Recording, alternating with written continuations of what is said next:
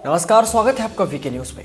Motera stadium जो अब नई पहचान से जाना जाएगा, वहां भारत इंग्लैंड की टेस्ट सीरीज से पहले वामपंथियों और लिब्रांडुओं की हेट सीरीज चल रही थी। लोगों में जितनी उत्सुकता इस बात की थी कि भैया नया स्टेडियम कैसा है, पहले दिन भारत कैसे खेलेगा, विराट कोहली आज क्या फैसला लेंगे, उससे ज़्यादा वामी कामी वाले लोगों को ये थी कि इसमें मोदी जी का नाम कैसे आया। मतलब कैसे आया, उनको इस चीज़ का जवाब चाहिए तो चाहिए।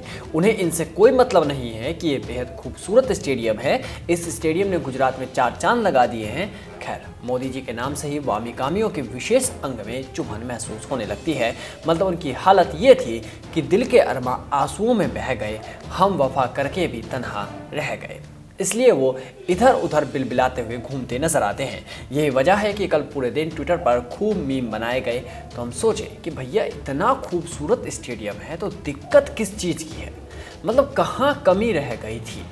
तो भैया गहन चिंतन मनन और कुछ विशेष मित्रों से चर्चा के बाद 5 कारणों का पता चला। सवाल यही था कि एक स्टेडियम ही तो है, फिरोज कोटला के नाम से भी मैदान है, नेहरू स्टेडियम है, फिर इस स्टेडियम में इतना रोना पीटना क्यों। यहाँ तक कि शरद पवार के नाम से भी क्रिकेट अकादमी है, वो ना तो प्रधानमंत्री है और ना ही उनकी मृत्यु हुई है, तो फिर उनके नाम पर कोई चीज़ बनाई जा सकती है, तो मोदी के नाम पर क्यों नहीं। देख लीजिए तस्वीर, बड़े बड़े अक्षरों में लिखा है Sharad Pawar indoor cricket academy and recreation centre, ये मुंबई में है। और ये दूसरी तस्वीर भी देख लीजिए, शरद चंद्र पवार मिनी स्पोर्ट कॉम्प्लेक्स, ये ठाणे में है। इस पर तो किसी ने कोई बवाल नहीं किया, भैया नाम ही तो है कहकर जाने दिया होगा। खैर, हम 5 कारणों की तरफ पढ़ते हैं और एक एक कारण डिटेल में बताते हैं। तो हमारे एक मित्र ने कहा कि भैया तुम स्टेडियम को ऊपर से देखो। हम बोले हाँ भाई, एकदम लाजवाब लगा, डिज़ाइन भी शानदार था। वो अंडाकार संरचना, बीच में हरियाली, उसके ऊपर उभरता हुआ केसरिया मुकुट, आहा क्या दुर्लभ दृश्य है। स्टेडियम को देखकर तो दिल गार्डन गार्डन हो गया। इसमें क्या दिक्कत है? तो सवाल का जवाब इसी में था कि भैया जी स्टेडियम के कुर्सियों का रंग जो ऊपर से देखने में भगवा सा लगता है। हम बोले अरे मोरी मैया, तो ये है बैन स्टोक्स मूवमेंट। ये जवाब सुनकर तो हम बिल्कुल लाजवाब ही हो गए। हम बोले भैया मोदी जी तो विराट कोहली से भी बड़े वाले खिलाड़ी निकले। मतलब क्या खिला है, सॉरी क्या खेला है, गजब भाई गजब। ऐसा खेला कि लिब्रांडुओं की पतलून ही गीली हो जाए। तो हम चले कारण नंबर 2 की खोज में। तो पता चला भैया कि वो तो स्टेडियम का नाम है। भैया नाम, सोशल मीडिया पर लोग पूछ रहे हैं कि ऐसे कैसे कोई अपना नाम पर स्टेडियम रख लेता है, ये शोभा देता है एक प्रधानमंत्री को। बताइए, लौह पुरुष सरदार वल्लभ भाई पटेल का नाम ही हटा दिए।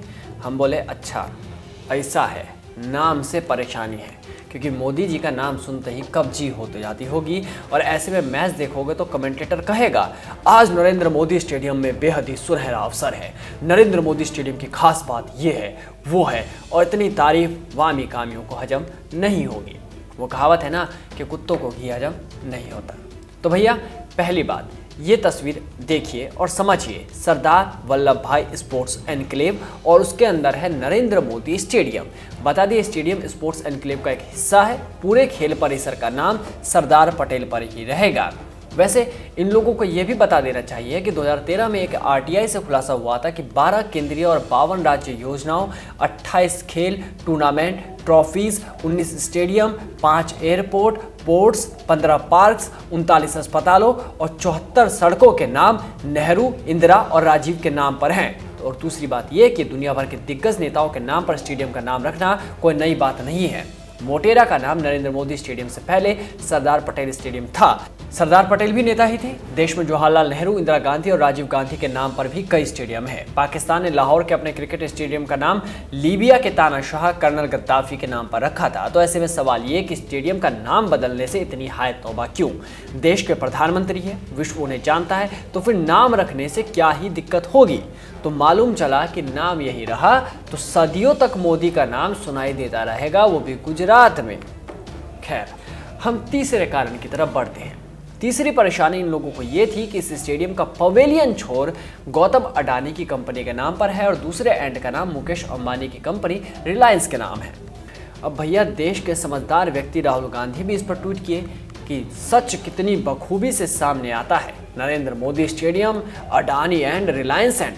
अरे भैया आप पहले फिशरी मंत्रालय बनाइए, ज्ञान बाद में झाड़िएगा, क्योंकि वो मंत्रालय पहले से बन चुका है, फिर भी आप उस पर विलाप कर रहे हैं।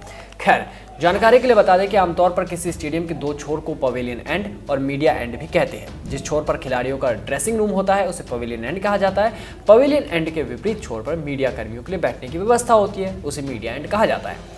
ऐसे में रिलायंस एंड और अडानी एंड के नाम से ही वामी कामियों के पेट में दर्द शुरू हो गया। तो उन लोगों को ये समझना चाहिए कि अडानी और अंबानी दोनों ही गुजरात से हैं और बिजनेस में दोनों का टंका बसता है, पूरे विश्व को मालूम है।